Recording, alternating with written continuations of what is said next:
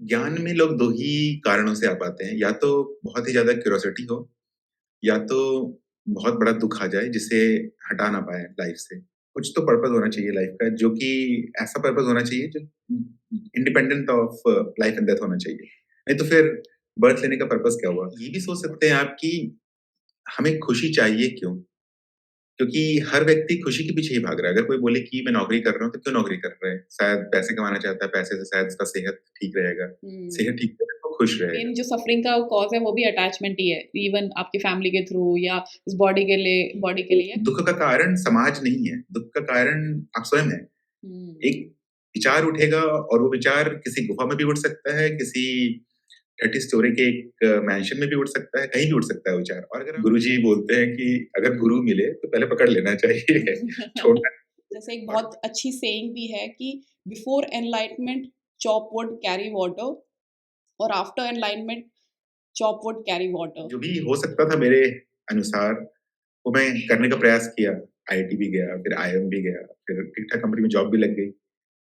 पर and point नहीं दिख रहा था कि यहाँ पर क्या होगा? मतलब ये करके हुआ क्या एंड में?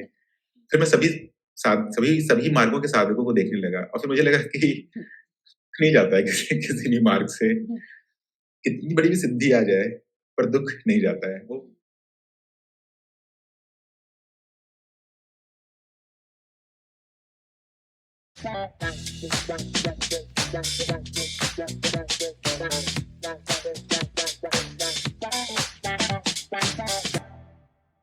Hello Praveen ji, welcome to a podcast radio show with Rinki. कैसे हैं आप? मैं बहुत ठीक हूँ और धन्यवाद आपको रिंकी जी, अपने कार्यक्रम पे बुलाने के लिए मुझे।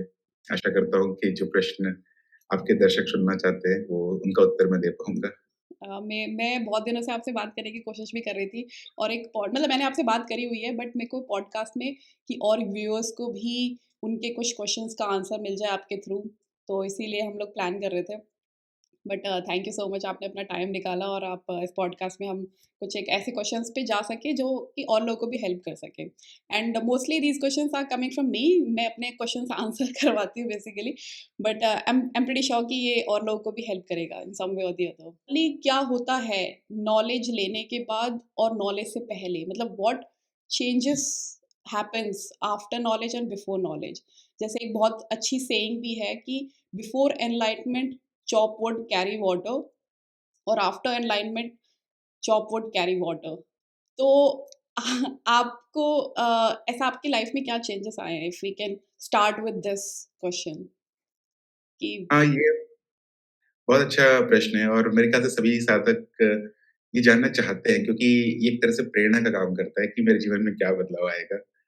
पर ज्ञान मार्ग ऐसा मार्ग है जहाँ पर मेरे ख्याल से बहुत ज़्यादा उम्मीद से नहीं आना चाहिए कि कुछ विशेष हो जाएगा या बदल जाएगा, क्योंकि बहुत प्रकार के मार्ग हैं और साधक की जो क्षमता होती है या फिर जितनी उनकी प्रगति होती है, उनके हिसाब से उन्हें वो मार्ग मिलता है। अगर कोई साधक ऐसा हो जिनकी बहुत सारी इच्छाएँ बची हुई हैं और इच्छाएँ ही उनके जीवन का मुख्य कारण है, माने उन्हें हर दिन क्या करना है, तो संभावना बहुत ज़्यादा है कि फिर वो तंत्र मार्ग से शुरू करेंगे। हम्म। तो अलग-अलग साधकों का अलग-अलग भाव होता है और उनका अलग-अलग प्रगति का स्तर होता है, तो उस तरह से उनको मार्ग मिलता है। ज्ञान मार्ग में आकर कुछ भी विशेष नहीं होगा। यहाँ यहाँ तक कि अगर आपको जब ज्ञान भी हो जाएगा, तो आपको ये पता चलेगा कि ये तो मेरे सामने पहले से ही हो रहा था। जो भी हुआ है, जो भी बदलता है, वो केवल दृष्टिकोण मात्र बदलता है। कुछ चीज़ें हैं जो परिणाम स्वरूप आपको कुछ समय में दिखने लगेंगी। जैसे पहला चीज़ तो ये होगा कि ऐसा हो सकता है कि कोई साधक जो ज्ञान मार्ग में अभी तक नहीं आए हैं, एक छोटी-सी इच्छा अगर उनको उनके अंदर आ जाए, तो वो उसी इच्छा के पीछे भागना शुरू कर देंगे। एग्ज़ाम्पल के लिए किसी बच्चे को मानिए, अगर वो 11वीं-12वीं में पढ़ रहा है, अगर उससे अगर कोई बोल दे कि ये परीक्षा बहुत कठिन है, इसे बहुत कम बच्चे उत्तीर्ण कर पाते हैं। हम्म। तो संभावना ऐसा हो सकता है कि फिर वो दिखाने के लिए कि मैं उन कम बच्चों में से हूँ, मैं वो उतने तेज़ बच्चों में से हूँ, अगला अपना पूरा 5-6 साल व्यर्थ कर सकता है, सिर्फ़ इसलिए कि मुझे ये परीक्षा उत्तीर्ण करनी है और जब वो पास हो जाएगा उस परीक्षा में, तो फिर वो अपना जो भी डिग्री होगा उसको प्राप्त करने के लिए करेगा, अगला 3-4 साल पढ़ाई या फिर उससे भी लंबा हो सकता है और उसके बाद फिर जो भी इस पढ़ाई का फल होगा, जो भी नौकरी होगा, वो करेगा।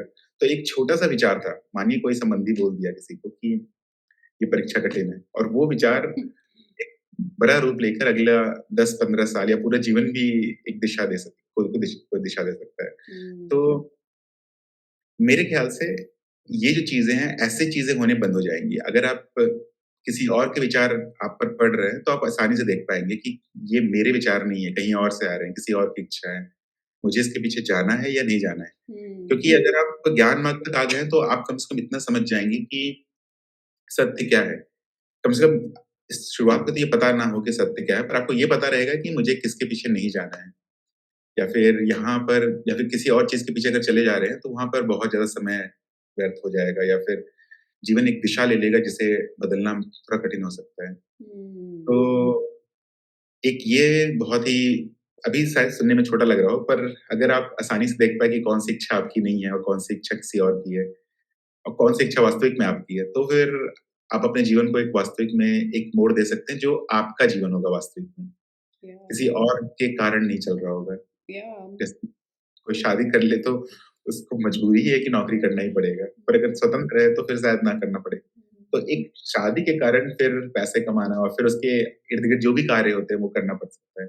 तो एक ये सबसे बड़ा बदलाव है जो मैं देख सकता हूँ, कम से कम मुझ में कि इच्छाएँ आती हैं और पता चल जाता है कि ये मेरी इच्छाएँ नहीं हैं और उसके फिर अकॉर्डिंग काम किया जा सकता है कि करना भी है या नहीं करना है। हुँ। नहीं, आपने बहुत सही बोला कि मोस्टली हम लोग चीज़ें ना वही करते हैं, जो हमें बाहर से बताया जाता है, मतलब अंदर से खुद नहीं आ रहा होता है।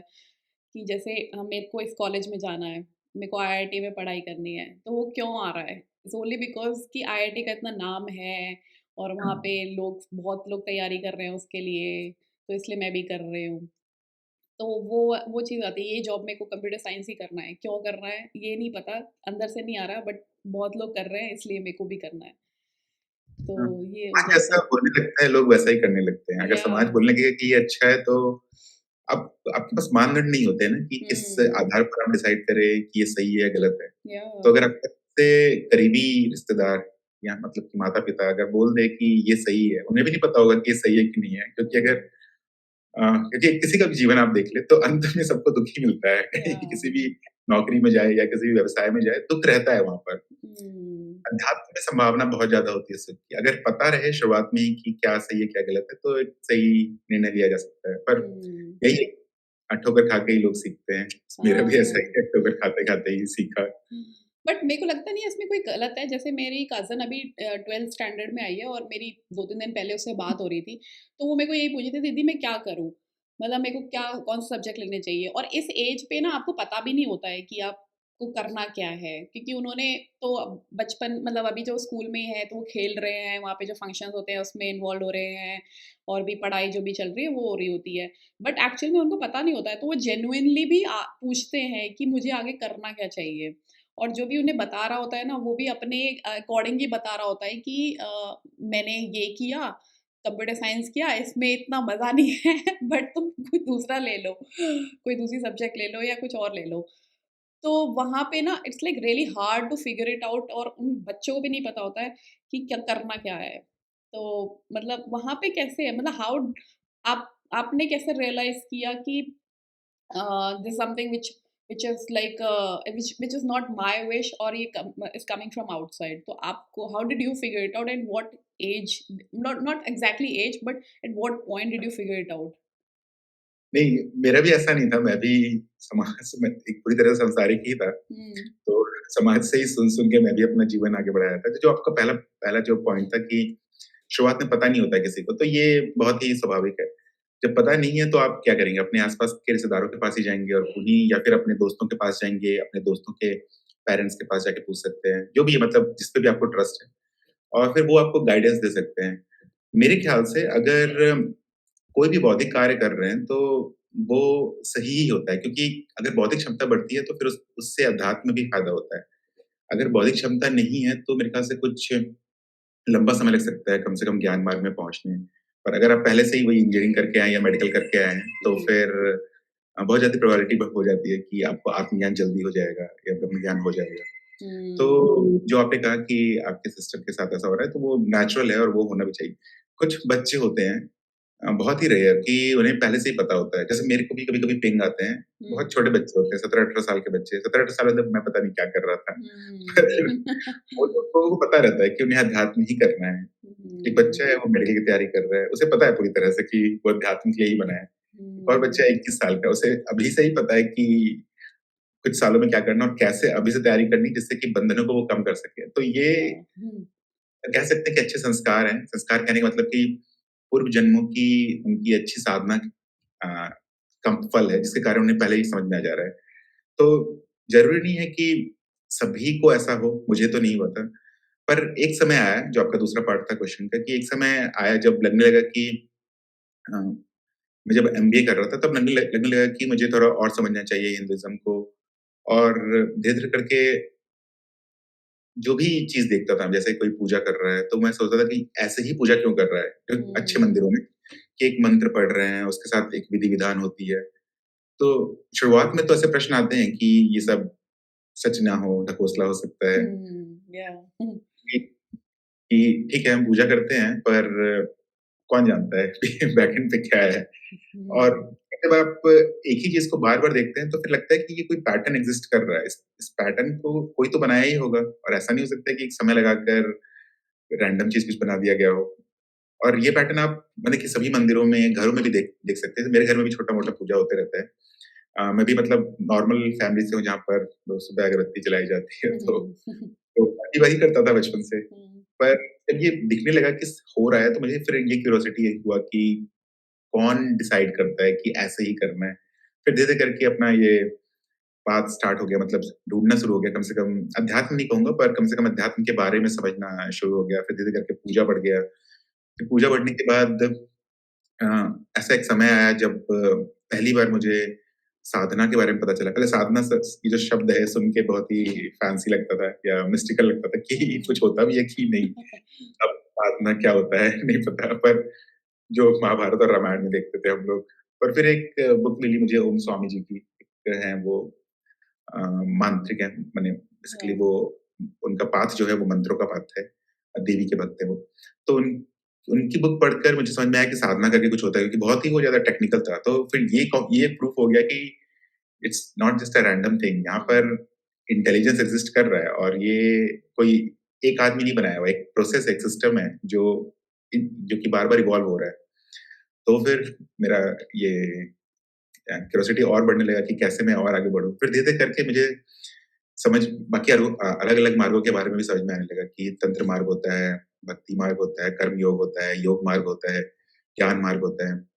फिर एक टाइम आया कि फिर मैं सभी सभी मार्गों के साधकों को देखने लगा और फिर मुझे लगा कि हुँ, नहीं जाता है किसी किसी भी मार्ग से, हुँ, कितनी बड़ी भी सिद्धि आ जाए, पर दुःख नहीं जाता है। वो ऐसा हुँ, हो सकता है कि वो जो साधक हो, वो सोना प्रकट कर सकता है या फिर कितना भी यश प्राप्त कर सकता है, पर दुःख रहता है तब भी। हुँ, कहते हैं कि एंड में ऐसा जब एक टाइम पे ऐसा फिक्स हो गया माइंड कि पहले ज्ञान चाहिए मुझे, उसके बाद में ढूँढा जाएगा जो भी एक्ज़िस्ट करता है। हुँ, दिन मेरे को ये अ, डिटर्मिनेशन हुआ कि पहले मुझे यही समझना है कि मैं कौन हूँ।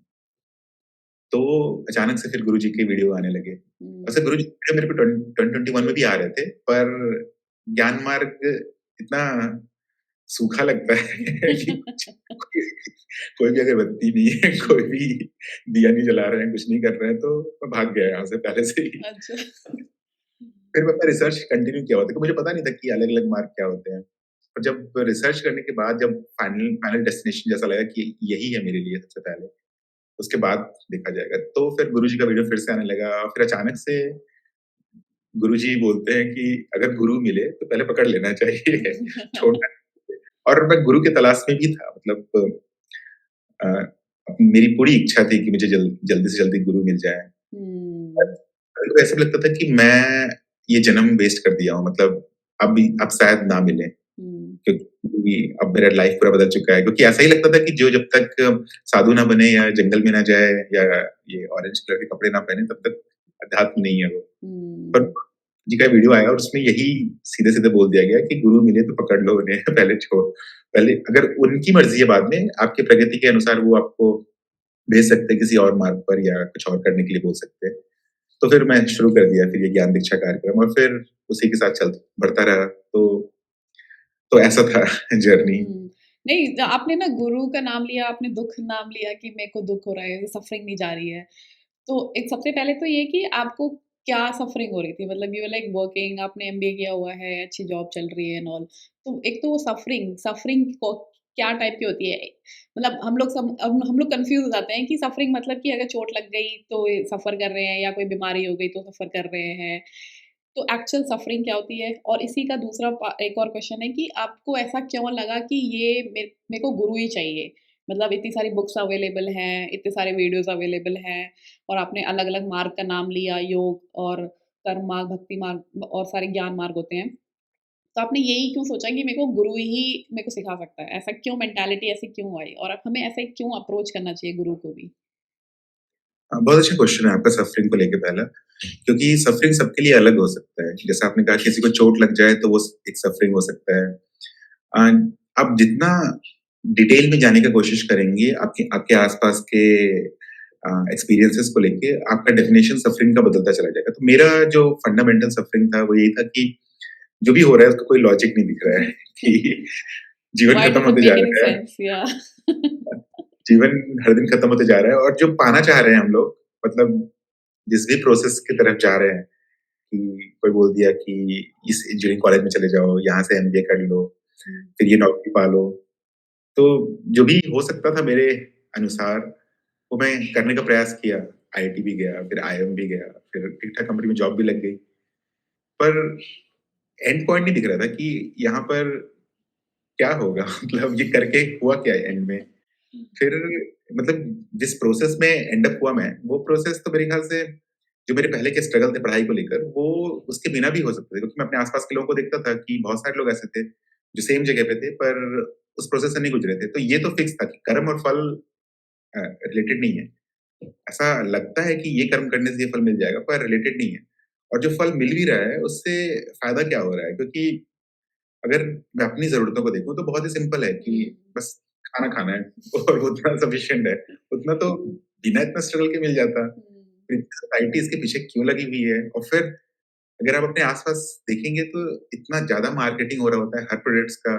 सब लोग ग्रोथ के लिए भाग रहे हैं। 20% ईयर ओवर ईयर ग्रोथ चाहिए सबको, हर क्वार्टर में ग्रोथ चाहिए। हुँ, पर इसका पर्पस समझ में नहीं आ रहा है। एंड तो दिख रहा है ना कि खत्म हो रहा है लाइफ और मैं कुछ भी पालूँ उसको पकड़ नहीं पाऊँगा। मतलब लेके नहीं जाऊँ जा पाऊँगा।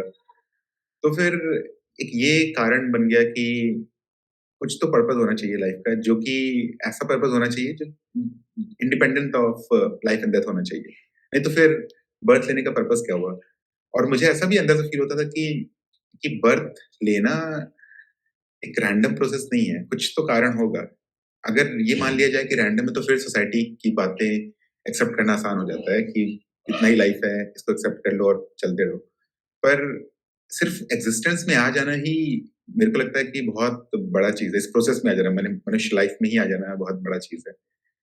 तो जब ऐसा क्यूरियोसिटी आ गया उसके बाद फिर ऐसा लगने लगा कि अगर ये है, भले ही मेरा इंट्यूशन है या फिर भले ही ये एक अर्थहीन विचार हो, पर अगर ये वास्तविक में सच है तो फिर इसका फ़ायदा उठाना चाहिए। नहीं अगर नहीं भी हो पा रहा तो उसका मुझे रिसर्च करना चाहिए।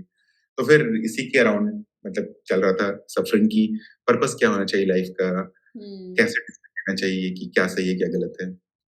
और आपका दूसरा प्रश्न था कि गुरु के गु ऊपर। क्यों हुँ, चाहिए? गुरु कैसे?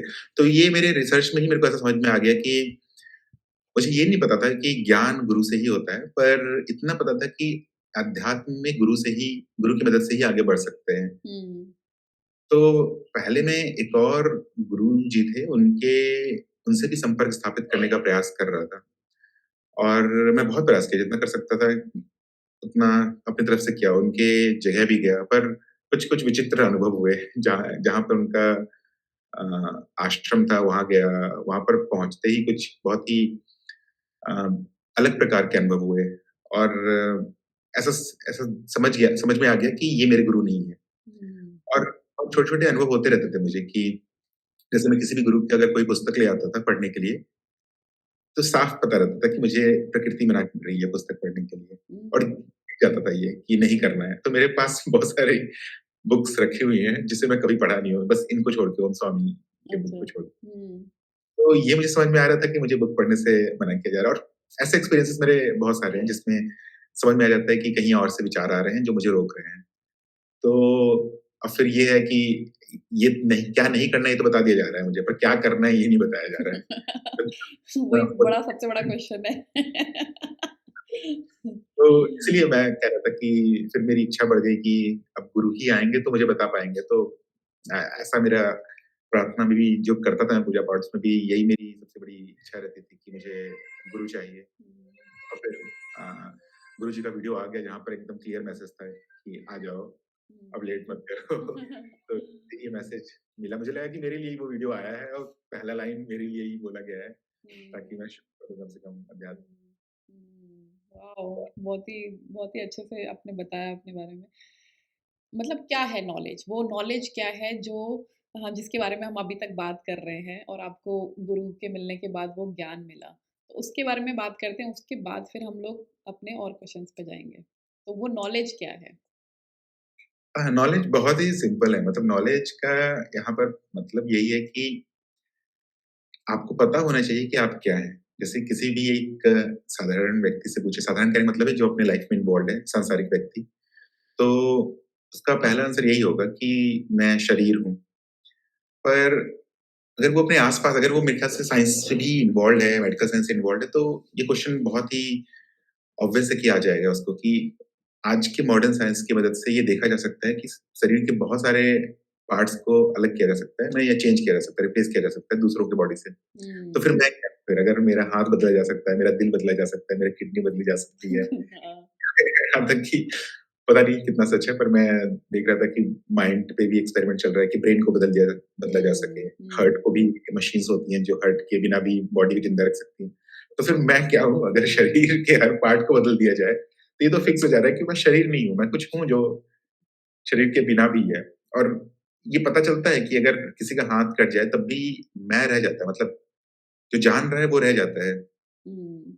अगर एक्स-रे करे या कुछ भी करे अंदर ईसीजी कुछ भी करके देखिए शरीर के अंदर तो आपको कुछ और नहीं दिखता है शरीर को छोड़ के। तो फिर ये प्रश्न आने लगेगा कि मैं कौन हूँ?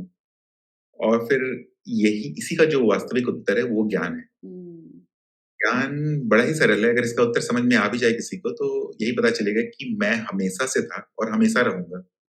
इसे अलग-अलग मार्गों में अलग-अलग नाम दिया गया है। इसे ही पुरुष कहा जाता है, इसे ही मतलब मैं को ही पुरुष कहा जाता है। हुँ। मैं की दृष्टा, साक्षी और इसी को ही शिव भी कहा जाता है।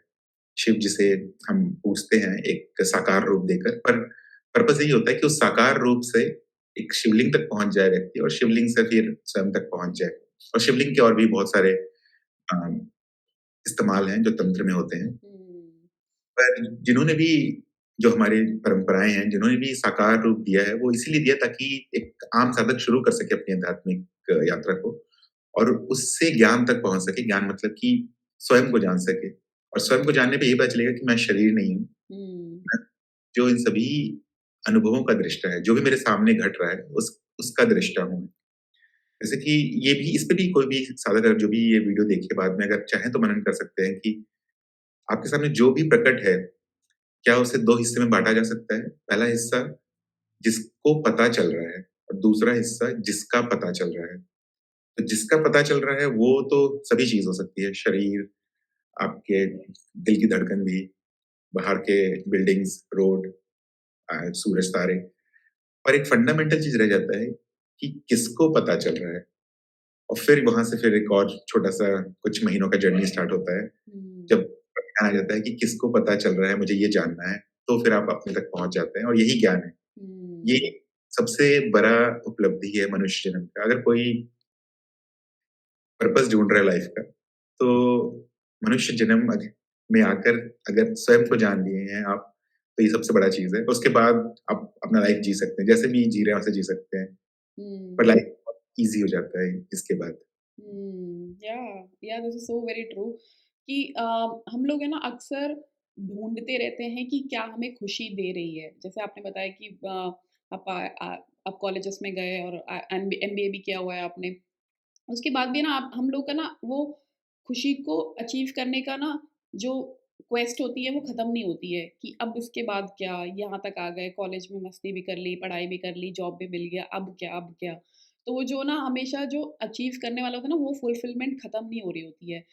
तो इसीलिए ही लोग इसका जो एक्चुअल जो हैप्पीनेस है वो स्पिरिचुअलिटी में मिल सकता है। ये भी एक धारणा है या एक्चुअल में आपने जैसे बताया कि अगर आपको जान गए कि हू यू आर एक्चुअली में, जैसे आपने डिफरेंस बताया कि अ, जो भी सामने चीज़ें देख रहे हैं, दिल की धड़कनें देख रहे हैं, रोड या सूरज चाँद तारे देख रहे हैं, वो आपसे अलग है, बट जो जिसको जान रहा है, वो उसको अगर जान गए तो आपको एक एक जो ये हमेशा क्वेस्ट होती है कि मुझे हैप्पीनेस मिल जाए, वो मिल जाता है? मतलब is it what you are saying?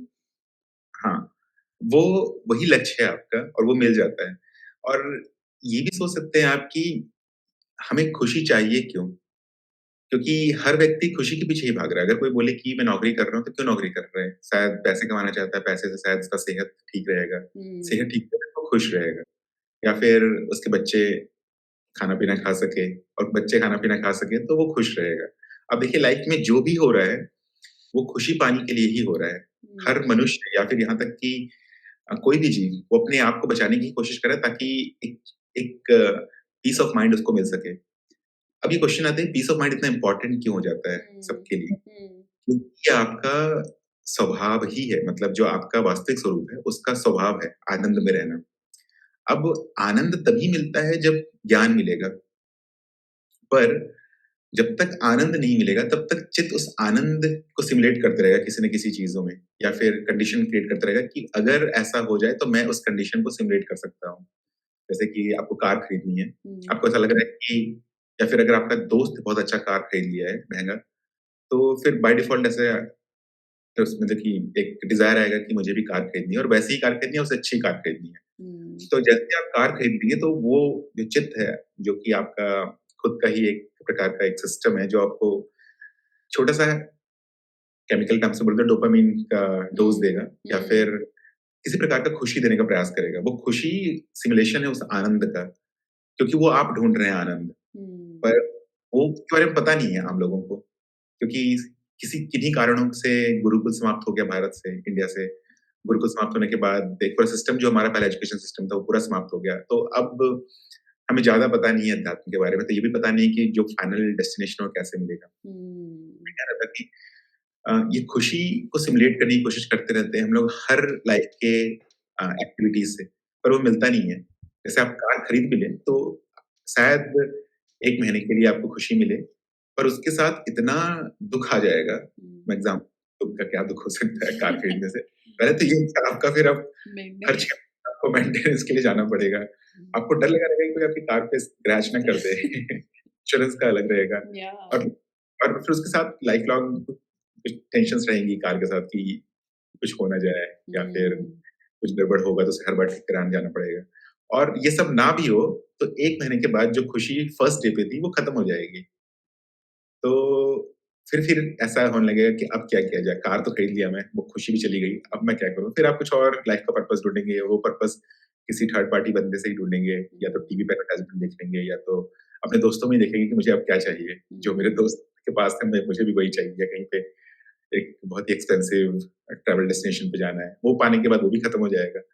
तो ये हो क्यों रहा है? हर बार हम हुँ, खुशी के पीछे भाग रहे हैं, खुशी पाने के लिए कुछ कर्म भी दिख जाता है, वो कर्म करने के बाद वो खुशी स्टेबल नहीं रहती है, या वो सुख स्टेबल नहीं रहता है। तो कुछ होना चाहिए इसके पीछे फंडामेंटल और वो फंडामेंटल यही है कि वो आपका स्वभाव है जो आप पाना चाह रहे हैं और वो हुँ, तब होगा जब आपको ज्ञान मिल जाए या फिर आप अपने आप को स्वयं स्वयं को जान सकें।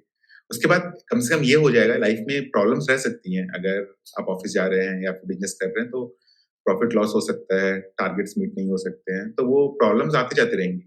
पर उस प्रॉब्लम के साथ क्योंकि प्रॉब्लम होना एक एक्सपीरियंस है, उस प्रॉब्लम के साथ दुःख और सुख का एक्सपीरियंस होना वो एक सेकेंडरी एक्सपीरियंस है। उस पर आपका पूरा कंट्रोल आ जाएगा कि मुझे दुखी होना है या नहीं होना है हुँ। और आप सुख में रह सकते हैं, तो आपको परमानेंट हैप्पीनेस मिल सकता है। या ब्यूटीफुली एक्सप्लेन क्योंकि हमारा जो नेचर है उसी के अराउंड ही हम लोग घूमते रहते हैं और फिर समझ नहीं आ पाता है कि करना क्या है। तो जब अगर समझ आ जाए कि your true nature is like और इसको एक पीस चाहिए, तो फिर वो आपने समझ लिया तो उससे फिर आप you can just go forward. और ये नॉर्मली तभी आ पाता है जब if you have that quest of knowing कि ना ऐसा क्यों हो रहा है। क्योंकि मैंने बहुत मतलब आपने भी देखा होगा, बहुत लोगों ने देखा है कि इंसान है ना अचीव करने के लिए और भी कुछ करता ही रहता है, करता ही रहता है। बट जब तक वो अंदर से क्वेश्चन नहीं आ रहा कि why am I doing this, है ना? इसका रीज़न क्या है? तो you won't be able to find आप अब नहीं जा पाएँगे स्पिरिचुअलिटी में, क्योंकि आजकल ये बहुत ही फैशन में भी आ गया है कि instead of like saying I am religious, people are start saying कि I am spiritual just to show it off, है ना? तो but if you don't know the actual reason of why you are going into spirituality, you won't be able to find that thing, है ना? कि आप जान नहीं पाएँगे कि क्यों जा रहे हैं। तो इस इसका एक्चुअल में लोगों को जानना चाहिए कि like why you are going. तो ये मेरा भी एक्सपीरियंस है कि अ, ज्ञान में लोग 2 ही कारणों से आ पाते हैं, या तो बहुत ही ज़्यादा क्यूरियोसिटी हो, या तो बहुत बड़ा दुःख आ जाए जिसे हटा ना पाएँ लाइफ़ से। तो फिर बाय डिफ़ॉल्ट ऐसा आने लगता है कि ये क्यों है, मेरे साथ ही ऐसा क्यों हुआ? और फिर उसी क्यूरियस पाथ पे आप आ जाते हैं और फिर आप ढूँढना शुरू कर देते हैं सभी आंसर्स, और फिर फाइनली आप ज्ञान तक पहुँच जाते हैं। हुँ, और जो आप दूसरा पॉइंट कहीं कि जब तक कुछ पा ना ले लाइफ़ में, या फिर अ, 2-3 बार कम से कम अचीव ना कर ले कुछ चीज़ों को, तब तक ये समझ में नहीं आता। तो ये मेरा भी एक्सपीरियंस है, और मैं भी यही एनकरेज करता हूँ कि कुछ बड़े टारगेट्स बना लो लाइफ़ में। ये हुँ, हम जो छोटे बच्चे हैं 19-20 साल के, उनको यही बोलता हूँ बड़े टारगेट्स बना लो और ट्राई करो जल्दी अचीव करने का। क्योंकि जब आप एक बड़े टारगेट को अचीव कर लेते हैं ना, तो आपको समझ में आ जाता है कि यहाँ सुख नहीं कुछ है। नहीं है। बर्बाद हो गया पूरा। आप अगर ये 2-3 बार कर लेना तो 100% आप अध्यात्म में आ जाएँगे, क्योंकि या, आप सो इतना ट्रू। एफर्ट दे चुके होंगे किसी चीज़ को पाने के लिए, और जो भी सुख मिलना था उससे वो स्टेबल नहीं रहता है। हुँ, तो आपको तुरंत पता चल जाएगा कि जो मैं पाना चाह रहा हूँ वो जिस पाथ से पाना चाह रहा हूँ वो नहीं मिलेगा, उससे कभी नहीं मिलेगा, और फिर अध्यात्म में आप अपने आप ही आ जाएँगे। या व्हिच इज़ सो ट्रू। मेरा भी ना यही था, मतलब मेरे को लगता था कि अगर मैंने ये अचीव कर लिया ना तो आई will be like super happy और मेरी तो लाइफ सॉर्टेड है।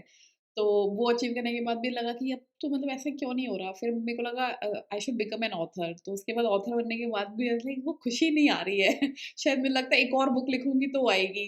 फिर दूसरी बुक वही, अब लगा तीसरी बुक आएगी तब I will be like having some kind of वो हैप्पीनेस जो एकदम स्टेबल रहे। तो ये है। तो फिर आपने बताया कि अगर आप अपने आप को जान लेंगे तो जो भी एक्सटर्नल थिंग है वो आपको इतना इफ़ेक्ट नहीं कर पाएँगे, आप अंडरस्टैंड कर पाएँगे कि it's not coming from you, जो भी सोसाइटी की वज़ह से आप ये सब करते जा रहे थे, और you will be able to divide those things, है ना? कि ये आपकी इच्छा नहीं है, ये किसी ने थोपी हुई इच्छा है। तो फिर इसका मतलब ये है कि आपके अंदर आपको बेसिक नेसेसिटीज़ ही चाहिए होती है लाइफ़ में ना, रोटी जैसे इस शरीर को मेंटेन करने के लिए ये ही चाहिए होता है। तो वो क्या है कि उसको और कैसे समझें कि मतलब फिर अगर बेसिक नेसेसिटीज़ ही हैं, तो वो तो बहुत ही मिनिमल होती है। आपको बस पानी, थोड़ा अच्छा पानी चाहिए शरीर को रखने के लिए। और फिर मेरे को ये भी पूछना है कि वे क्यों ही रख रहे हैं अपने इस बॉडी को जब मेंटेन, जब आपको वो ज्ञान मिल गया, तो फिर क्यों और चला जा रहा है लाइफ़ में फिर? आपका क्वेश्चन है कि कि what drives you in life, like what आपको ये समझ आ गया राइट कि आपका तत्व क्या है, तो what is driving you in life, आप क्यों फिर अब जा रहे हैं इस लाइफ में, इस जिंदगी में अब क्यों जीते जा रहे हैं, जॉब क्यों कर रहे हैं? हाँ, बहुत अच्छा प्रश्न है ये कि ज्ञान के बाद का जीवन कैसे बिताएँ? तो अब आपको ये पता चल गया है कि जो हो रहा है वो नाटक हो रहा है, तो आप नाटक में पार्टिसिपेट कर सकते हैं। 2 चीज़ है, या तो आप देखिए लाइफ में ऐसा है कि अ, अगर आपको ये समझ में आ जा रहा है कि आप कौन हैं, उसके बाद जो भी हो रहा है वो केवल एक्सपीरियंसेस ही हैं। आप उससे अगर भाग भी जाएँगे, तो वो किसी न किसी रूप में आपके सामने आएगा ही। जैसे बहुत सारे जो साधक होते हैं, वो जंगल चले जाते हैं, या फिर कहीं किसी पहाड़ों में चले जाते हैं, गुफाओं में चले जाते हैं, तो उससे सुख मिल जाए ये ज़रूरी नहीं है। जब तक गुरु ना कहें तब तक अगर साधक स्वयं से कर रहा है, तो ज़रूरी नहीं है कि सुख मिल जाएगा, क्योंकि दुःख का कारण समाज नहीं है, दुःख का कारण आप स्वयं हैं। हम्म, एक विचार उठेगा और वो विचार किसी गुफा में भी उठ सकता है, किसी 30 स्टोरी के एक मैंशन में भी उठ सकता है, कहीं भी उठ सकता है विचार। और अगर आप विचारों पर नियंत्रण नहीं कर पा रहे हैं, हम्म, तो मेरे ख्याल से फिर दुःख मतलब आप दुखी ही रहेंगे उस कंडीशन में। तो जो जीवन चल रहा है उसमें हस्तक्षेप अगर आप कर रहे हैं, तो फिर आप जीव ही हैं, मतलब आप फिर वही हैं जो पहले थे ज्ञान से पहले। हम्म, तो मेरा यही है कि जैसा चल रहा है वैसा मेरे ख्याल से चलने देना चाहिए। इसमें इसको मैं कॉम्प्लेक्स अगर कुछ भी करने की कोशिश करूँ तो ये और कॉम्प्लेक्स हो जाएगा और फिर उस कॉम्प्लेक्सिटी को फिर सॉल्व करने के लिए फिर कुछ और मेहनत करना पड़ेगा जहाँ जो मैं करना नहीं चाहता। तो हुँ। एक आलस कह सकती हैं कि आलस की वजह से अ, जैसा चल रहा है वैसे मैं चलने देना चाह रहा हूँ। कुछ प्लान्स हैं फ्यूचर के लिए कि अ, प्रसार में मुझे थोड़ा आगे बढ़ना है। तो अब वो मेरे ख्याल से गुरु क्षेत्र निर्धारित करेंगे क्या करना है, क्या नहीं करना है। पर मेरा जो सांसारिक जीवन है उसमें मैं ज़्यादा कुछ हस्तक्षेप नहीं करना चाहता और करने से कोई फ़ायदा भी नहीं है क्योंकि हुँ। अभी जो भी मेरे संबंधी हैं मतलब पत्नी, माता-पिता वो स्टेबल हैं इस सिचुएशन से और मैं भी स्टेबल हूँ। तो अगर मैं थोड़ा ज़्यादा बढ़ा तो कोई समाज फिर अटैक करेगा और फिर हुँ। प्रयास करेगा कि कुछ और कर दिया जाए जीवन में। जैसे हुँ। बहुत सारे साधकों का ऐसा होता है कि सबसे पहले घर परिवार वाले ही हुँ। चाहते हैं कि अध्यात्म में ना जाए व्यक्ति या ना करे कुछ। हुँ। या। कुछ ऐसा अपॉर्च्युनिटी मेरे ख्याल से देना नहीं चाहिए। तो इसके लिए आपको थोड़ा सोचना पड़ेगा कि कैसे आपको उनके साथ भी रहना है जिनके पास ज्ञान नहीं है और उनके साथ भी रहना है, जो अपनी आध्यात्मिक प्रगति में आपकी सहायता चाहते हैं। तो हुँ। अभी का सब कुछ स्टेबल चल रहा है, तो मैं ज़्यादा कुछ करना नहीं चाहता इसमें। या व्हिच इज़ सो ट्रू। ये भी बहुत मतलब बहुत सुना भी जाता है कि है ना फैमिली अपने बच्चों को थोड़ा-सा अध्यात्म से दूर रखती है। इट्स ओनली बिकॉज़ कि वो ना ये समझ जाएगा और ये फिर अपने जीवन छोड़ देगा। इसीलिए मेरे को लगता है इसीलिए वो 16 संस्कार वाले कार्य भी बने हुए थे। तो जो पहले की एजुकेशंस थी उसमें 16 संस्कार बताए जाते थे कि आपको इस एज तक ये करना है, इस एज तक ये करना है। सो दैट कि है ना आप फ़ोकस्ड रहें और आप इस जीव को जो चल रहा है जिसका कोई रीज़न नहीं है। मतलब हम लोग जन्म लेते हैं, हमारी बॉडी कैसे काम करती है, ये सब पता ही नहीं होता है। मतलब एवरीथिंग हमें ऐसा लगता है कि हमारी कोई फ्री विल है ही नहीं, मतलब एवरीथिंग इज़ हैपनिंग। इस पे भी मेरे को एक बात करनी है आपसे कि हमारी कोई है भी कोई इच्छा, मतलब हमारी कोई फ्री इस बॉडी की कोई फ्री विल है कि ये खुद अपने से कर पाएगा, कि ये सब प्री डिटरमाइंड है कि जो लिख के जो होता है ना भाग्य में लिख के आ गया है, तो अब बस वही करते जा रहे हैं। तो अगर ये ऐसी मेंटालिटी रखनी चाहिए इंसान को या कैसे जाना चाहिए इसको लेके?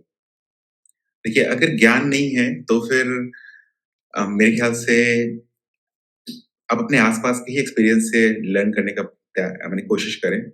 आप देखिए कि कितनी सारी इच्छाएँ हैं जो आपकी स्वयं की हैं। मतलब आप किसी भी अपनी इच्छा को पकड़ सकती हैं। जो भी आप अभी जीवन में पाना चाह रहे हैं, जो भी कार्य अभी कर रहे हैं, बस ये ढूँढने का प्रयास कीजिए कि वो क्यों कर रही हैं आप।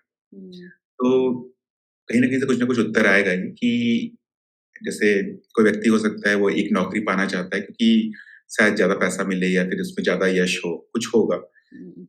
और ये यश कहाँ से आया, कैसे पता उसे कि यश चाहिए या नहीं चाहिए? तो ये अगर ढूँढता चला जाए तो उसे समझ में आ जाएगा कि बहुत सारी इच्छाएँ वो केवल दूसरों की वजह से कर रहा है। हुँ। पर अगर ये भी मान लिया जाए कि ये पूरा एक सिस्टम है जो कि कोडेड है और अपने आप ही रन कर रहा है, तो सिस्टम भी ब्रेक हो सकता है। जैसे कि अगर अगर एक लैपटॉप में इलेक्ट्रिसिटी ना हो या चार्ज ना हो, तो वो कैसा भी कोड लिखा जाए, वो रन नहीं रन नहीं करेगा। करेगा। या हुँ। फिर अगर कोई सुपरसीड कर जाए उसमें, अपनी सॉफ्टवेयर डाल दे, हुँ। तो पुराना सॉफ्टवेयर चला जाएगा। तो जैसा इस सॉफ्टवेयर में हो रहा है, वैसा ही वास्तविक में भी हो रहा है और स्तर में भी वैसा ही है। जीव के स्तर पर आप ऐसा मान सकती हैं कि ऐसा मान सकती हैं कि बहुत सारे कार्य हैं जो अपने आप होंगे, हुँ। जो आपके पूर्व जन्मों के कारण हो रहे हैं। जैसे कि अगर आप कहीं नौकरी भी कर रही हैं, तो वो आपको कल सुबह ऑफ़िस क्यों जाना है? इसलिए हुँ। जाना है क्योंकि आपने एक कार्य किया है 3 महीने पहले या 4 महीने पहले एक हुँ। कंपनी को जॉइन करके। तो उस कर्म का फल आपको मिल रहा है, कल सुबह उठ के आपको ऑफ़िस जाना है। तो ये एक आसानी से देख सकते हैं कि एक संचित कर्म का फल आपको मिल मिल रहा है। हुँ। पर साथ ही साथ आप में ये क्षमता भी है जीव के स्तर पे कि आप भविष्य को बदल सकती हैं। तो भविष्य में क्या होने वाला है उसमें एक प्रोबेबिलिटी है कि ये चीज़ें होंगी और जिस पर पूरा ज्योतिष निर्भर करता है। पर वो सर्टेन नहीं है। हुँ। सर्टेन किसके लिए होता है जो बहुत ही मूर्ख हो, मतलब जो कुछ भी डिसीज़न नहीं ले सकता है, उसके लिए सब सर्टेन है कि वो मतलब उसका भविष्य बताया जा सकता है। हुँ। पर जिसका जैसे-जैसे इंटेलिजेंस बढ़ते जाता है, वैसे-वैसे भविष्य को बदलने की क्षमता भी बढ़ती चली जाती है।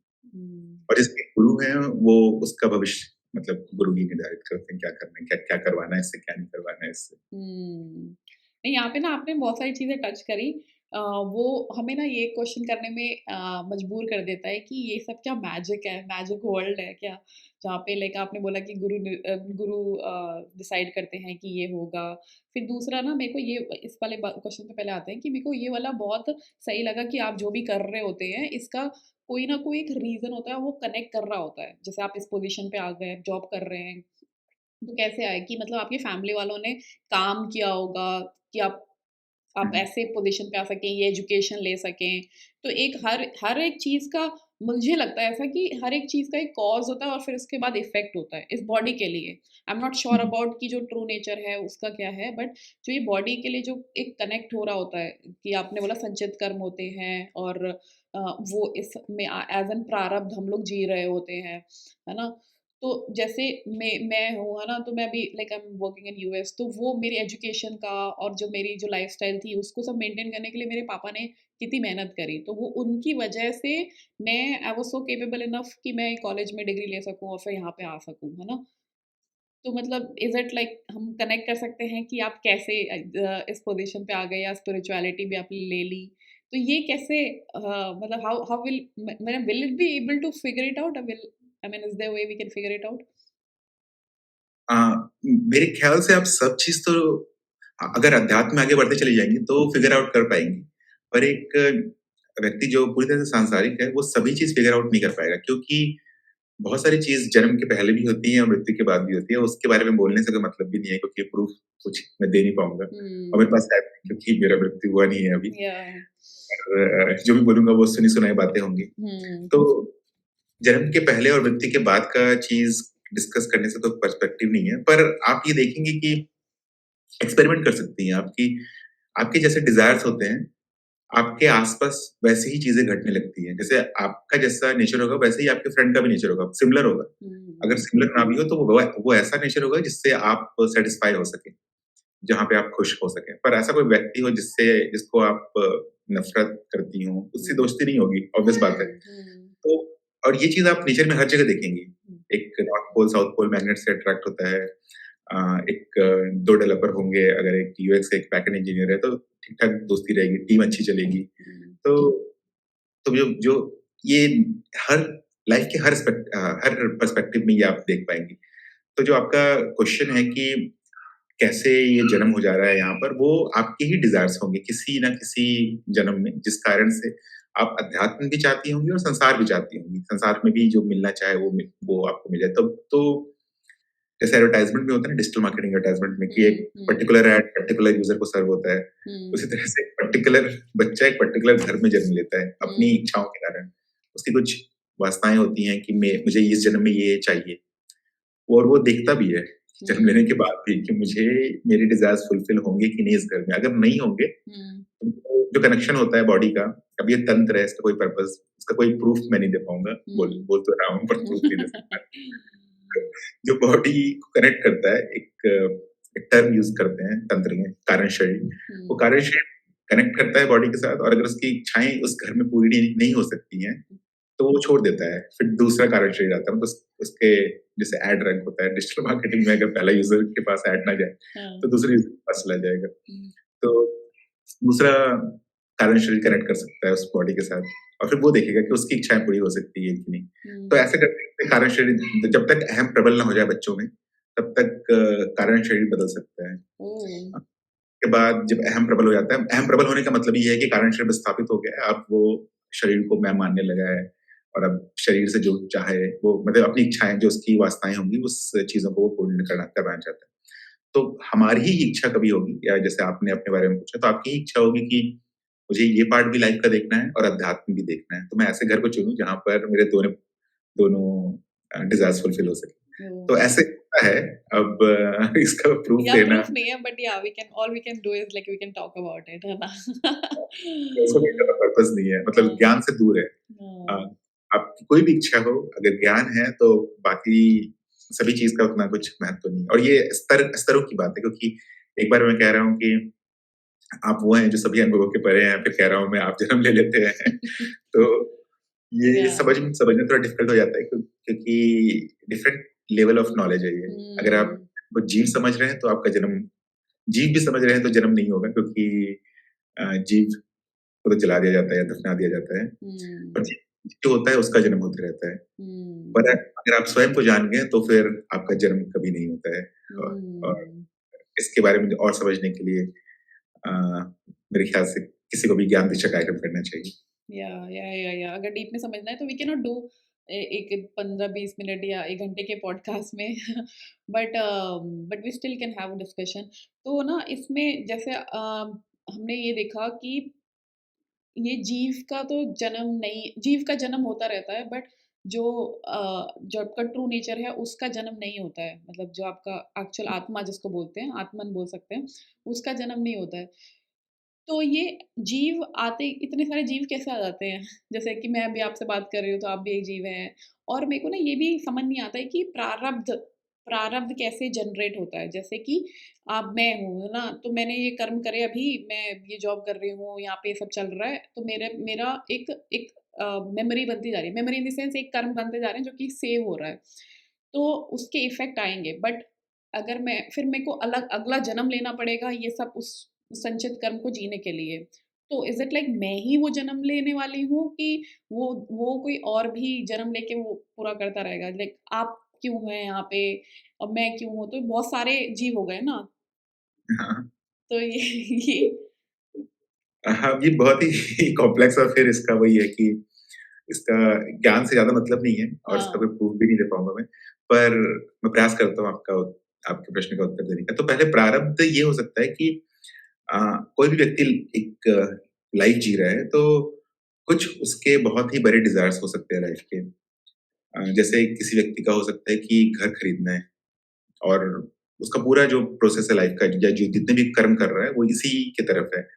कि वो नौकरी भी कर रहा है, पैसे भी सेव कर रहा है और घर खरीदने के लिए। कोई और व्यक्ति हो सकता है उसको मान लीजिए कहीं ज़मीन खरीदना है। कोई और व्यक्ति हो सकता है उसको अध्यात्म में कुछ पाना है। तो लाइफ़ का एक पर्पज़ होगा, वो शायद जानता ना हो, वो पर्पज़ भी उधार का ही पर्पज़ हो सकता है, मतलब समाज से ही लिया हुआ हो सकता है कि मुझे घर खरीदना है, क्यों खरीदना नहीं पता पर खरीदना है। ओह! अच्छा। पर उसके एफर्ट हो सकते हैं उसकी तरफ।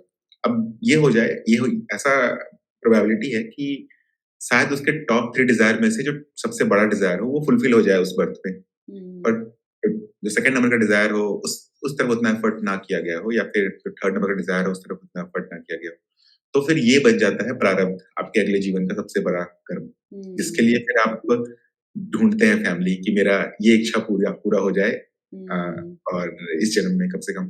तो वो प्रारब्ध बन जाता है। उसके बाद संचित कर्म वो कुछ भी हो सकता है। संचित कर्म मतलब अगर आप किसी से पैसे ले लिए हैं और उसको नहीं दिए हैं, तो आपको हुँ, देना पड़ेगा, भले इस जन्म में नहीं, किसी जन्म में या फिर किसी तरह से उस चीज़ को ये नलीफाई करना पड़ेगा, तभी वहाँ पर बंधन समाप्त होगा, नहीं तो वो किसी न किसी रूप में प्रकट होगा ही। हुँ, कुछ भी छोटा से छोटा कर्म भी हो और ज़रूरी नहीं है कि ये संचित कर्म आपके जीवन को डिसाइड कर दे। ये लाइफ़ के छोटे-मोटे क्या कहते हैं, इवेंट्स हो सकते हैं जो आपको दिखे, आप सोचेंगे कि कभी ऐसा क्यों हुआ मेरे साथ? अचानक से कुछ रैंडम एक्टिविटी होगा, वो इसीलिए हुआ क्योंकि कुछ करके आए हैं आप और उसके बारे में बस आपको याद नहीं है। तो ये प्रारब्ध डिसाइड करता है। उसके बाद आपका अगला क्वेश्चन क्या था कि प्रारब्ध कि के हाउ डू वी बाद have like so many people here मतलब मैं भी मतलब मेरे को ना एक और इस पे ऐड करना है कि जैसे हम एक एग्जांपल लेते हैं जैसे समुंदर है ठीक है उसमें बहुत सारे वेव्स आते रहते हैं ठीक है तो एक वेव उठी उसने बहुत हाइट ले ली ठीक है और उसने और बहुत सारी छोटी वेव्स को ओवरकम कर दिया तो उसका एक कर्म बन गया कि उसने उन छोटी वेव्स को मतलब हम एग्जांपल ले रहे हैं हाइपोथेटिकल एग्जांपल है ना just trying to understand things तो बहुत सारी छोटी वेव्स को उसने ओवरकम कर दिया तो एक उसकी एक मेमोरी बन गई कि उसने छोटी-छोटी वेव्स को दबा दिया। फिर वो जब मिक्स हो गई फिर से समुद्र में, तो वो तो खत्म हो गई ना। तो वो फिर दोबारा थोड़ा ना आएगी, वो तो जो भी नेक्स्ट वेव आ रही है वो इट वुड बी डिफरेंट है ना? वो 2 दूसरी वेव्स आएँगी। तो फिर अगर हम लोग खत्म हो गए तो फिर मतलब ये बॉडी खत्म हो गई तो फिर वो कैसे जनरेट हो रही है? और वो जनरेट मैं ही हो रही हूँ मतलब how I mean obviously we can not proof it but we can understand कि वो दूसरी जो वेव आ रही है वो मेरे उससे ही आ रही है कि और आपके कर्म भी मेरे साथ जुड़ रहे हैं। मतलब मैं I am just trying to understand कि और भी लोगों के कर्म आपके साथ जुड़ते हैं और वो फिर एक नई वेव बनती है। आपके 2 प्रश्न हैं। पहला कि इतने सारे जीव कहाँ से आ जा रहे हैं? तो ये जो प्रश्न है, इसे समझने के लिए ज्ञान होना ज़रूरी है। अगर जो साधक सुन रहे होंगे, जिन्हें ज्ञान होगा, वो आसानी से समझ पाएँगे कि जो भी हमारे सामने प्रकट है, वो केवल एक अनुभव मात्र है। कहने का मतलब कि एक ब्लैंक स्लेट है, या फिर जैसे मूवी थिएटर में एक स्क्रीन होता है, उस स्क्रीन पर आप कितने भी चाहें पिक्चर्स प्रोजेक्ट कर सकते हैं। 1, 2, हज़ार, लाख, जितने चाहे उतने कर सकते हैं। तो बस उसी तरह से है, जो ये हमारा लाइफ दिख रहा है, हमें लग रहा है कि बहुत इम्पोर्टेंट है और हुँ। मैं अपना हाथ उठा पा रहा हूँ, हाथ झुका पा रहा हूँ, खाना खाना है, जॉब पे जाना है या घर वालों के साथ रहना है, ये लग रहा है कि बहुत इम्पोर्टेंट है, पर ये उस पर्दे पर एक चित्र के समान ही है, हुँ। जिसे तभी समझा जा सकता है जब ज्ञान हो जाए, उसके पहले नहीं समझा जा सकता है इसको। तो ये है आंसर कि जो भी दिख रहा है, वो केवल एक प्रोबेबिलिटी है कि हुँ। ऐसा हो सकता है, संभावना मात्र है और वैसा दिख रहा है हमें, और उस वो प्रोबेबिलिटी इतनी कॉम्प्लेक्स हो चुकी है कि अब वो लाइफ फॉर्म के रूप में दिख रही है, डिफरेंट स्पीशीज़ के रूप में दिख रही है हमें। और हुँ। आपका जो दूसरा क्वेश्चन था कि अ, कैसे एक कर्म दूसरे कर्म को अ, ले लेता है, तो यहाँ अहम बहुत बड़ा अ, काम करता है। अगर अहम भाव में कुछ कुछ भी कर्म किया जाए, तो वो कर्म ऐड हो जाता है। जैसे कि आपने, या कोई व्यक्ति किसी से कुछ ले लिया है, तो अहम ये कहेगा कि मैंने लिया है। हुँ। यहाँ पर लेने से जो कर्म हुआ है, उसको कुछ इम्पैक्ट हुआ होगा दूसरे व्यक्ति को, तो वो इम्पैक्ट अब इस नए वाले स्मृति में संचित हो जाएँगे। और इन्हीं सभी स्मृतियों का एक नाम है कारण शरीर। तो बैक हुँ। एंड पे कारण शरीर रहता है, और कारण शरीर बार-बार कनेक्ट करते रहता है डिफरेंट-डिफरेंट ह्यूमन बॉडीज़ से, या फिर जो भी बॉडीज़ होते हैं, उन बॉडीज़ से कनेक्ट करते रहता है, जीवों से कनेक्ट करते रहता है। ये कारण शरीर प्रगति करते रहता है, तो कारण शरीर ही हो सकता है जो पहले एक सिंगल सेलुलर ऑर्गेनिज्म के साथ कनेक्ट किया हो, उसकी धीरे-धीरे करके प्रगति होती गई, फिर वो पौधे बना हो, घास बना हो, फिर हुँ। उन्नत जीव बना हो, इंसेक्ट बना हो, फिर धीरे-धीरे करके मैमल्स बना हो, फिर धीरे-धीरे करते-करते मनुष्य बना है। मनुष्य, तो यहाँ दिख जाता है हमें कि इवोल्यूशन हो रहा है, पर हम ये सोचते हैं कि ह्यूमन पे आके इवोल्यूशन एंड हो गया, पर लॉजिक नहीं दिखता है। अगर अभी तक इवोल्यूशन हुआ है, तो फिर भविष्य में भी इवोल्यूशन होता ही रहना चाहिए। हुँ। तो बस यही है कि कारण शरीर सभी चीज़ों को अपने आप में संचित कर लेता है, और वही उसके प्रगति या पतन का कारण बन जाता है। पतन कहने का मतलब, अब वो मनुष्य के साथ संपर्क नहीं कर पाएगा, मनुष्य जन्म के साथ संपर्क नहीं कर पाएगा, और प्रगति मतलब कि मनुष्य से ऊपर की योनियों में संपर्क कर पाएगा। अब यहाँ पर जो आपने एक और प्रश्न पूछा था कि अ, ये फल किसको मिलेगा? तो फल किसी को नहीं मिलेगा, मतलब जैसे अगर मैं प्रवीण हूँ, तो प्रवीण निश्चित रूप से अगले जन्म में नहीं आने वाला है। मतलब ये हुँ। शरीर नहीं आने वाला है। इसी के साथ कुछ मेरे प्राण भी चल रहे हैं, वो भी नष्ट हो जाएँगे शरीर के साथ ही। अ, कुछ एक तरह से जो मानसिक अनुभव है, वो भी नष्ट हो जाएँगे। पर क्या बच जाएगा? स्मृति बच जाएगा, और यही स्मृति है कारण शरीर, जो कि जिसका जन्म होता है, या फिर जो नियंत्रित करता है। शरीर चला जाता है, उसके हुँ। साथ ये 3 कोश हैं, वो चले जाते हैं, बस कारण शरीर बच जाता है।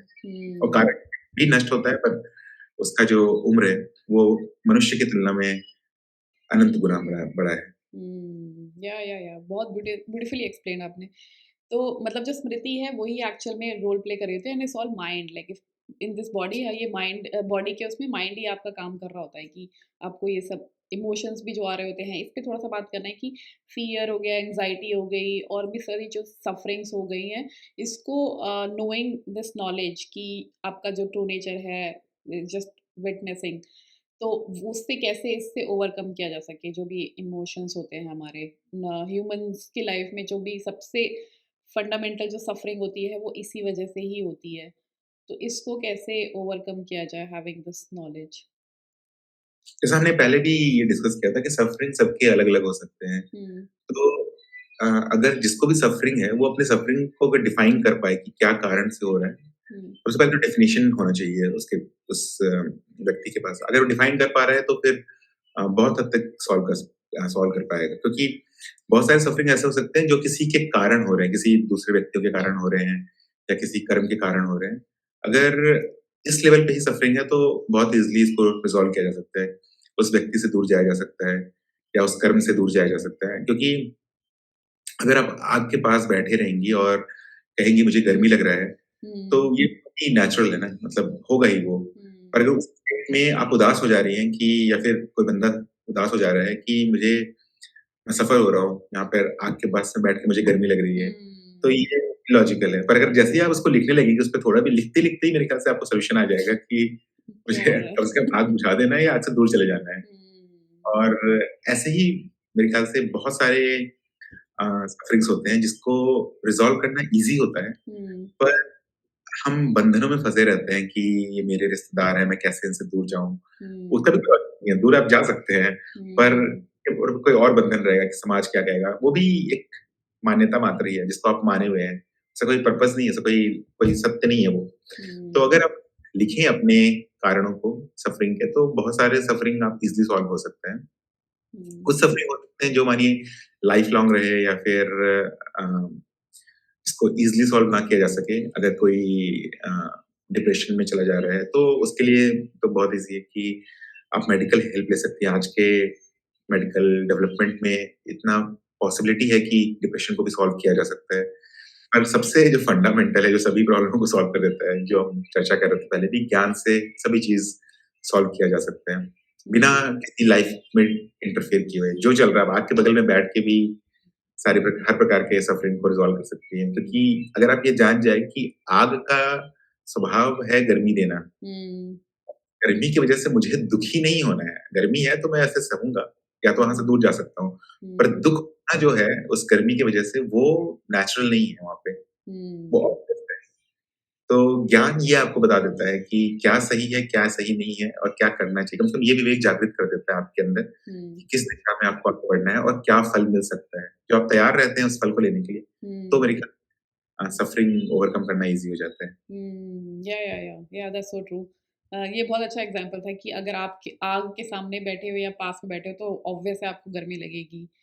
अ, तो like it's better to stay go away और आप या तो कोई ब्लैंकेट ले लें जो आपको प्रोटेक्ट कर सके उस आग की गर्मी से।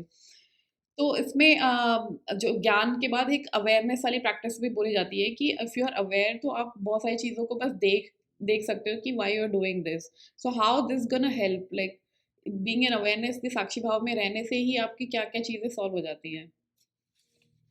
लाइफ़ की मेरे ख्याल से बहुत सारी चीज़ों के पे आपका कंट्रोल आ जाता है, क्योंकि ज्ञान होना एक बात है, वो हो सकता है, हुँ, और ज्ञान को भूल जाना भी बहुत ही आसान है। आपको ज्ञान होगा क्योंकि हम तो एक नॉर्मल संसार से आ रहे हैं, जहाँ पर हमें नौकरी भी करनी है, बिज़नेस भी करना है, घर को भी चलाना है, या फिर जो ज़िम्मेदारियाँ उसको निभानी है।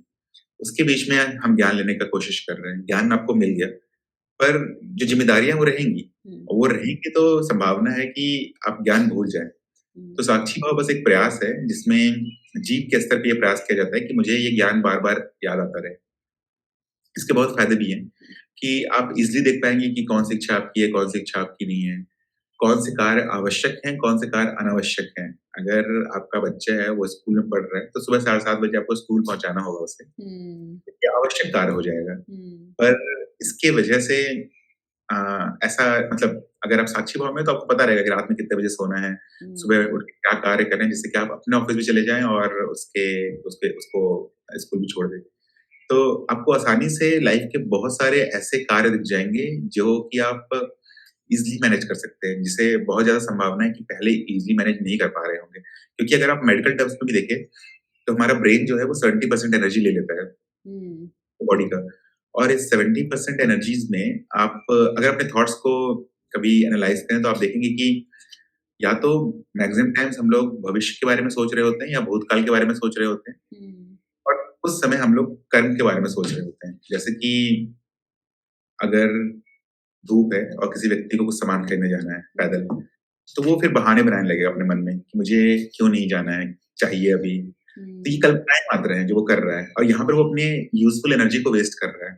अब अगर हुँ, साक्षी भाव में है, तो वो डिसीज़न ले सकता है कि मैं नहीं जाऊँगा, धूप है मैं नहीं जाऊँगा, बस खत्म। हुँ, मुझे बहाने नहीं चाहिए, आलस नहीं चाहिए, मुझे किसी को जस्टिफाई नहीं करना है, या फिर धूप है, ज़रूरी कार्य है, मैं चला जाऊँगा। तो जो हुँ, अननेसेसरी का जो एक लंबा-चौड़ा प्रोसेस चल रहा था जस्टिफिकेशन का, वैलिडेशन का, वो सब खत्म हो जाता है। तो जो 70% में से जो आप अपना जो एनर्जीज़ जो अकेले ब्रेन यूज़ कर लेता है 70%, उसमें जो आप कल्पनाओं में और भूतकाल की स्मृतियों में जो खर्च कर रहे थे, वो बच जाता है आपका। तो आप हुँ, ये देखेंगे कि साक्षी भाव में रहने से आपका एफिशिएंसी बढ़ जाएगा as a normal human being, क्योंकि आप व्यर्थ की चीज़ों में समय वेस्ट नहीं कर रहे हैं। एक होता है थिंकिंग माइंड, जो गौतम सचदेव बोलते रहते हैं हमेशा अपने अपने सत्संग में, थिंकिंग माइंड और वर्किंग माइंड। तो थिंकिंग माइंड यूज़लेस होता है, वो कुछ-कुछ सोच रहा होता है। वर्किंग माइंड होता है जो किसी टाइम की किसी प्रॉब्लम को सॉल्व करने की कोशिश कर रहा होता है। तो हुँ। अगर आप वर्किंग माइंड पे ही रहें, तो फिर आप बहुत ज़्यादा एनर्जी को बचा पाएँगे और वर्किंग माइंड में रहने के लिए आपको साक्षी में रहना मतलब कम साक्षी भाव में रहना पड़ेगा मेरे ख्याल से। या दैट्स सो ट्रू क्योंकि जैसे आपने बताया ना 70% एनर्जी हमारा ब्रेन ही ले लेता है। तो उसमें हम पास्ट और फ्यूचर में ही घूमते रह जाते हैं, तो आधी एनर्जी उसी में खत्म हो जाती है और फिर कोई एक्शन नहीं हो पाता। हम लोग लाइक थिंकिंग मोड में ही रह जाते हैं और फिर जो हमारा जो कॉर्टिसोल लेवल है, जो हमारे बॉडी में रहता है, वो हाई हो जाता है, which actually drains our energy. हाँ। तो ये हो गया बट एक एक है ना अगर अंदर क्यूरोसिटी है आफ्टर ज्ञान भी है ना अगर क्यूरोसिटी है कि how this world is actually working ये इल्यूजन कैसे काम करता है बिकॉज हम लोग इस पॉइंट पे आ गए हैं जहाँ पे हमें ये पता चल गया है कि व्हाट एक्चुअल ट्रू इज और जो everything is happening is an illusion right I mean जो भी आपके साथ इर्द गिर्द हो रहा है वो इज नॉट ट्रू इसका कोई सेंस नहीं बनता है इसको जान के भी ऐसा कोई समझ नहीं आएगा तो अगर वो फिर भी क्यूरोसिटी है तो should we still go ahead और हमें कुछ एक आंसर मिल पाएगा और विल बी जैसे आपने बताया ना कि ज्योतिष ज्ञान है और भी बहुत सारे ज्ञान के थ्रू हम लोग फिगर आउट कर पाएंगे कि इसकी प्रोबेबिलिटी क्या हो सकती है जो जाना जा सकता है बट विद वो स्टिल भी एक मेक सेंस करेगा या इट्स लाइक आप आपके ज्ञान आपके अनुभव आपके एक्सपीरियंस के हिसाब से क्या है कि will it make sense even after like researching a lot हाँ, वो अलग-अलग साधकों के लिए मेरे ख्याल से अलग-अलग इसका सुझाव होता है। प्रारब्ध अगर अगर किसी को बहुत ज़्यादा क्यूरियोसिटी है तो वो जाके एक्सप्लोर कर सकता है। पर आप बस अगर इतना देखने का प्रयास करें कि एक डॉक्टर जो होता है, एक हम्म मेडिकल साइंस का डॉक्टर वो सिर्फ़ एक हर्ट को समझने के लिए 10-15 साल बिता देता है। या एक ह्यूमन हर्ट, बॉडी भी नहीं, ह्यूमन हाँ हर्ट को हम्म स्पेशलाइज़ेशन करता है और फिर उसके ऊपर स्पेशलाइज़ेशन करता है और फिर वो जाके बोल पाता है कि हाँ, मैं किसी को ठीक कर सकता हूँ या फिर मैं हाई प्रोबेबिलिटी के साथ किसी को ठीक कर सकता हूँ। हम्म तो जो अगर आप माया को देखने या माया को समझने निकलेंगे तो उसमें बहुत लंबा समय लग सकता है कि पर ये खुशखबरी ये है कि आप हम्म कंट्रोल कर सकते हैं कुछ पार्ट्स को।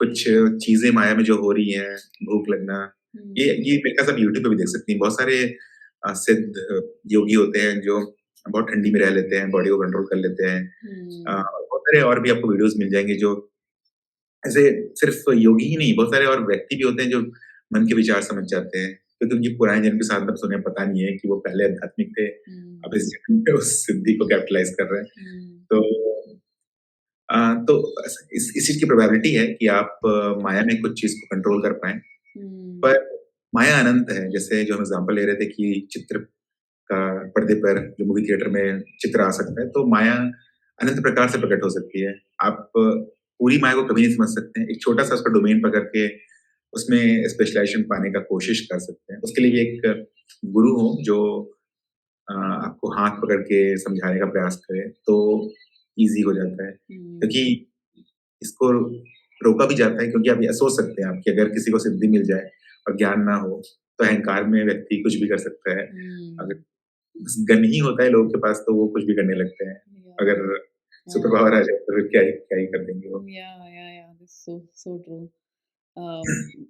मतलब अगर उसके पास लाइसेंस है तो अच्छे से ऑपरेट कर पाएगा बट अगर लाइसेंस नहीं है लाइसेंस से तो ज़्यादा ज़रूरी है कि गुरु होने चाहिए क्योंकि हाँ अ, अहम भाव में लोग कुछ भी कर लेते हैं। गुरु रहते हैं तो वो एक थप्पड़ मार सकते हैं, समझा सकते हैं कि हम्म अब नहीं करना है, बस शांत हो जाना है। तो गुरु रहना इसलिए इसलिए गुरु के बहुत सारे फ़ायदे हैं, उसमें से एक फ़ायदा ये भी है कि हाँ वो कभी भी रोक सकते हैं ऐसे कार्यों में जो आपको समझ में भी ना आए कि भविष्य में इसके कैसे फल आएँगे। हम्म तो गुरु के हाथों में ये समर्पित रहना इसमें खासा समझदारी है। या उसमें वो भी आता है ना कि जैसे अगर मतलब अगर आप दूर रह रहे हैं आप दूसरे देश में हैं गुरु दूसरे देश में है तो फिर वो कैसे आपको जान पाएंगे तो वहां पे भी वो एक एक वो मैजिक वाला जो एलिमेंट आ जाता है ना this this is like actual curiosity कि how it works how this सिद्धीज वर्क तो वो एक आ जाता है बट आई डोंट नो कि वो कैसे आप उसमें सरेंडर भाव ला पाते हो और और लाइक आफ्टर नोइंग दिस वो सरेंडर कैसे आ पाता है मेरे ख्याल से इस प्रश्न का उत्तर नेचुरली आ जाएगा अगर कोई गुरु पे रिसर्च करे कि गुरु क्या होता है। जैसे हुँ। हमें तो दिखता है कि गुरु एक व्यक्ति है, पर व्यक्ति के रूप में गुरु प्रकट है अभी, ये कहना सही होगा। और वो क्यों प्रकट है व्यक्ति के रूप में? क्योंकि जिसको समझाया जा रहा है वो उसकी उसकी उतनी प्रगति नहीं हुई है अभी, कि वो एक पर्वत को देख के, जैसे कैलाश पर्वत, वो भी गुरु है। हुँ। पर कैलाश पर्वत को देख के मैं नहीं समझ पाऊँगा कुछ। मुझे चाहिए एक मनुष्य के रूप में एक गुरु जो बोल सके हिंदी, जिससे मैं बात कर सकूँ, मेरे प्रश्नों के उत्तर दे सके। हुँ। तो अगर गुरु को समझ जाएँ, तो फिर ये सारे क्यूरियोसिटी का अंत हो जाएगा कि कैसे दूर में भी मुझे समझाया जा सकता है। और फिर ये बाय डिफ़ॉल्ट समर्पण आ जाएगा, क्योंकि आपको ऐसा लगेगा कि मेरा कुछ भी क्षमता नहीं है मेरे गुरु के बिना। हुँ। तो हुँ। या गुरु रहेंगे तो ही मैं कुछ कर पाऊँगा, ये समझ में आ जाएगा आपको। और फिर हुँ। बाय डिफ़ॉल्ट ही समर्पण हो जाता है उसमें, क्या ही कर पाएँगे आप। गुरु नहीं होंगे तो आत्मज्ञान भी होना बहुत डिफ़िकल्ट है, क्योंकि मैं अपने रिलेटिव्स को भी, मैं घरवालों को भी देते रहता हूँ आत्मज्ञान, पर नहीं होता, जबकि इतना ऑब्वियस है वो। या मतलब कि कुछ लोग जो मेरे को बहुत दिन से जानते हैं, वो सारे प्रश्नों के उत्तर भी जानते हैं, हाँ। क्योंकि उनसे मैं इतनी बार पूछ चुका हूँ कि वो तैयार हैं उत्तरों के साथ। पर आत्मज्ञान नहीं हुआ है। नहीं हुआ है क्योंकि बस गुरु से संपर्क स्थापित नहीं हुआ है, या फिर गुरु के प्रति ऐसा प्रेम जागृत नहीं हुआ है। हुँ। तो अगर गुरु आ जाते हैं तो सब चीज़ सॉल्व हो जाता है उसके बाद। हुँ।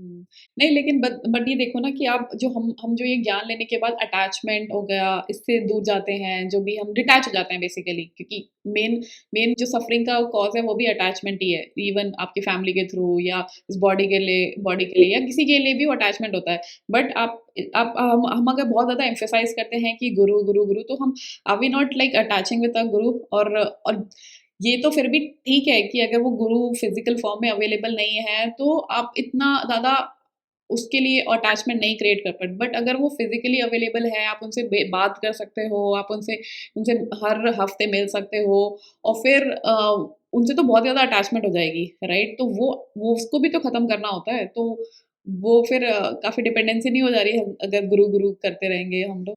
हाँ, हाँ। हुँ। एकदम सही सही प्रश्न है आपका कि गुरु से भी अटैच नहीं होना है। गुरु से अटैच होंगे भी तो गुरु वो डिटैच कर देंगे किस तरह से वो अच्छा। डाँट के या परेशान हुँ, करके, ह्यूमिलेट हुँ, करके, जो भी तरीका जिस तरीके से वो किया जा सकता है, वो किया जाएगा। हुँ, पर गुरु कहने का मतलब मेरा ये नहीं था कि हर समय गुरु को परेशान करना है। क्योंकि हुँ। आप किसी जंक्शन पे जाके ही गुरु से वो लेना चाहेंगे ना, मार्गदर्शन लेना चाहेंगे। हर हुँ, टाइम, हर समय पूछने से भी कोई मतलब नहीं है। गुरु गुरु का समय कीमती है, क्योंकि वो अगर मनुष्य जन्म में है तो वो बहुत सारे लोगों का भला करने के लिए आए हैं। क्योंकि या वो, जैसा आपका पहला प्रश्न था कि क्यों है हुँ, मनुष्य जन्म में, हुँ, तो वो आए ही हैं किसी पर्पज़ से, और उनको उनके गुरु भेजे होंगे कि जाओ तुम अभी करके आओ। तो हाँ, उनका समय भी वेस्ट नहीं करना चाहिए हर, हुँ, मेरे ख्याल से अननेसेसरी प्रश्नों से। हुँ, आप खुद देखिए, अगर सब जब तक आत्मज्ञान ना हो तब तक सब कुछ नेसेसरी है।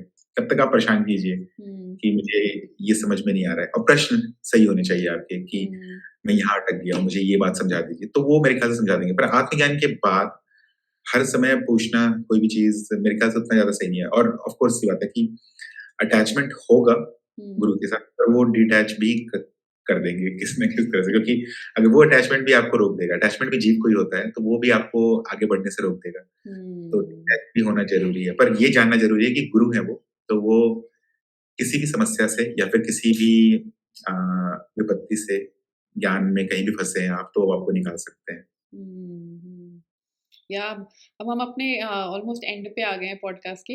एक आखिरी प्रश्न रखते हैं, फिर उसके बाद विल रैप अप। तो ये जो मोक्ष होता है, मोक्ष का जो वर्ड होता है कि मोक्ष की प्राप्ति हो जाए, तो ये क्या है? इसके बारे में बता दीजिए। और फिर ये स्वर्ग नर्क जो होता है, जो हम बोलते हैं कि स्वर्ग की इस बॉडी के मरने के बाद स्वर्ग की प्राप्ति होगी या नर्क की प्राप्ति होगी, तो वो क्या होता है? अगर उसको भी थोड़ा-सा एक्सप्लेन कर सकें तो?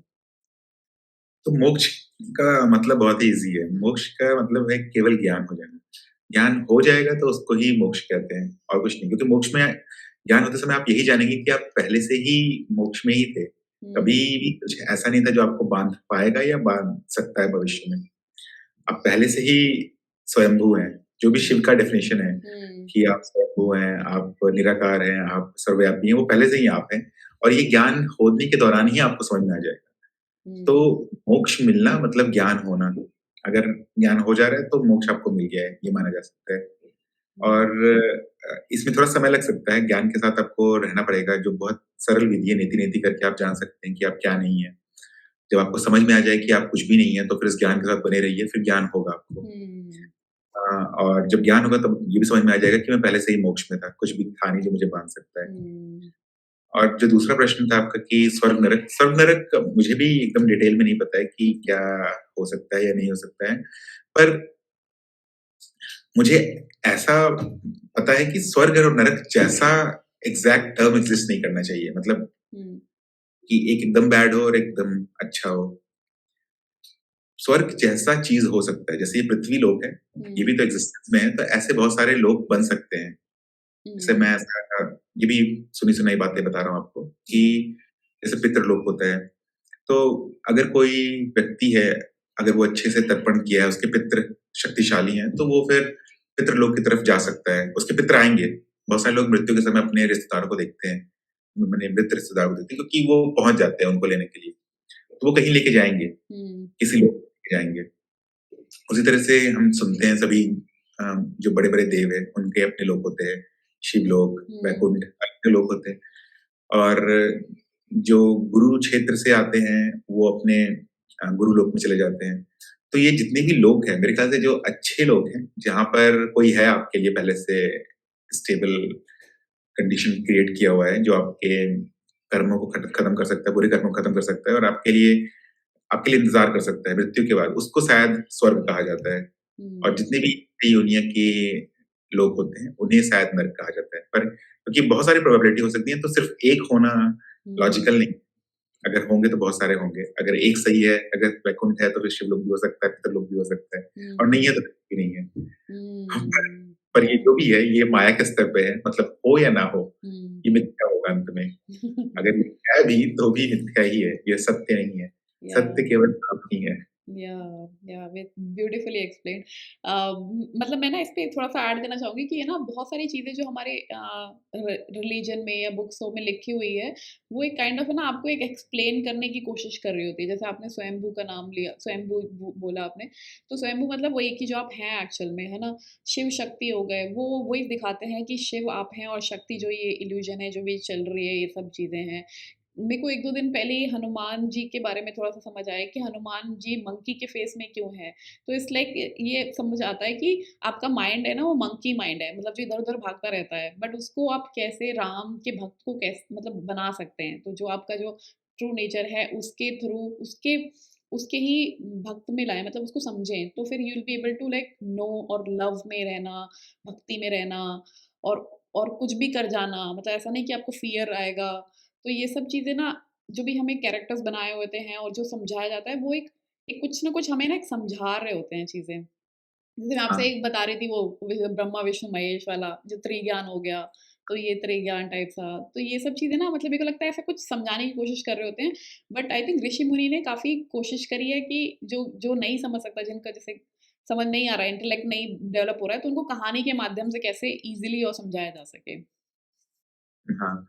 अ, जो भी चीज़ें एक्ज़िस्ट कर रही हैं वो उस टाइम के लोगों का जितना आईक्यू होगा या फिर जितने वो इंटेलिजेंट होंगे, उनके हिसाब से चीज़ें बनाई गई थी ताकि अंत में वो ज्ञान तक पहुँच जाए। या तो अ, हमारे ऋषि-मुनि ने बहुत मेहनत किया है अलग-अलग प्रकार से ज्ञान देने का। हुँ, हुँ। इसलिए एक गुरु चाहिए होते हैं, फिर से बोल रहा हूँ क्योंकि क्योंकि हम सुन सकते हैं कहानियाँ और उसमें खो सकते हैं। पर हुँ, गुरु रहेंगे तो वो फिर डायरेक्ट हुँ, मीनिंग बता देंगे कि इसका मतलब ये है और तुम सीधे मतलब आपका समय बचा लेंगे बहुत। 10-15 साल हुँ। जहाँ खर्च होने वाला होगा वो 1-2 महीने में हो सकता है कार्य। या स्पीड अप कर देंगे आपकी प्रोसेस। या तो प्रवीण जी, बहुत अच्छा लगा आपसे बात करके। काफ़ी कुछ हमने जाना इल्यूज़न के बारे में, आत्मज्ञान के बारे में और भी जो भी नॉर्मल डाउट्स होते हैं ना लोगों के क्वेश्चन में, मेरी नॉर्मली ये मेरे ही डाउट्स होते थे। तो मुझे लगता था कि बहुत सारे ऐसे क्वेश्चन्स हैं ना, मेरे इर्द-गिर्द जो लोग हैं वो भी यही पूछते हैं। तो I try to bring up in front of you, तो बहुत ईज़िली आपने उसको बहुत ही अच्छे से एक्सप्लेन कर दिया। उसके लिए बहुत ही धन्यवाद आपका। आपने इतना समय निकाला। So thank you so much, Praveen ji, for coming. धन्यवाद रिंकी जी बुलाने के लिए। आशा करता हूँ कि जो आपके श्रोता ये सुनेंगे, उन्हें अच्छा लगे और उनका अध्यात्म के प्रति रुचि जागे। Yeah, thank you so much.